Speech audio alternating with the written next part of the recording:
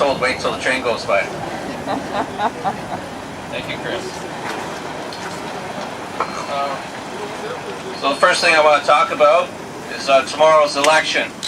I want to make sure everybody is aware. We've got time booked off for tomorrow to go and vote, so please, everybody, go out and vote. One of the things we put together for the corrections across the division from the MERC committee is this pamphlet, and it's been passed around to all the locals to print off. It's speaking notes, so everybody's on the same page when you're speaking to delegates, when you're asking them questions about corrections. So the 6 main points in this pamphlet are public safety and infrastructure, probation and parole, staffing, management of resources, inmate supervision, and provincial correctional bailiffs. Public safety and infrastructure. We've got jails in this province that predate Confederation, which is shameful. We need new infrastructure.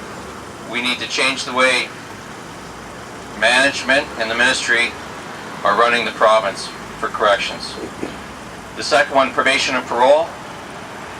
The case files that each P&P officer are supposed to be supervising are some of the highest numbers in Canada.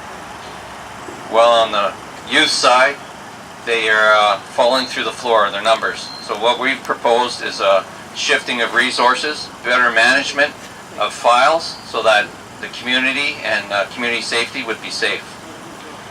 The third one is staffing. There's been a hiring freeze in our province for 4 years that was finally lifted in April for correctional officers. They're now running approximately 100 officers through each course. So far since April, we've had 300 officers push through, which is great, but it's too fast.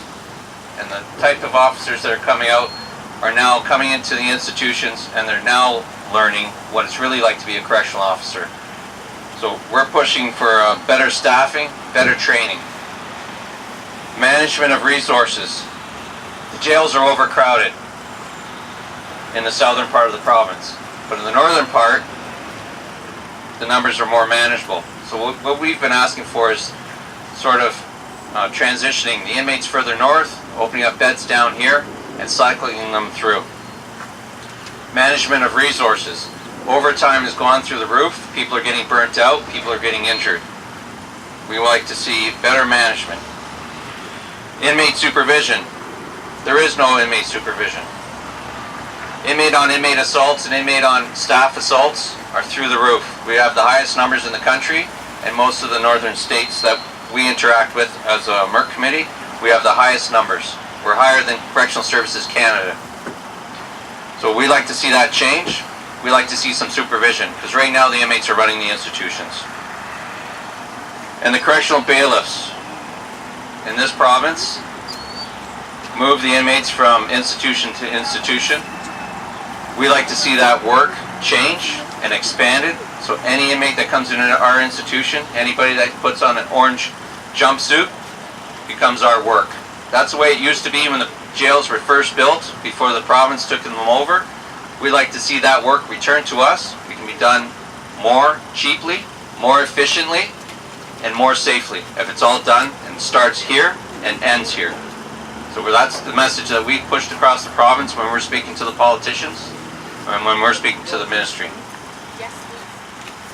So I'd like to, again, push the pamphlet around. This is something that we're going to go forward with in bargaining. It's not bargaining demands, but it's a vision to see how, or we'd like to see our work change and made better and safer for us, the community, and for the inmates.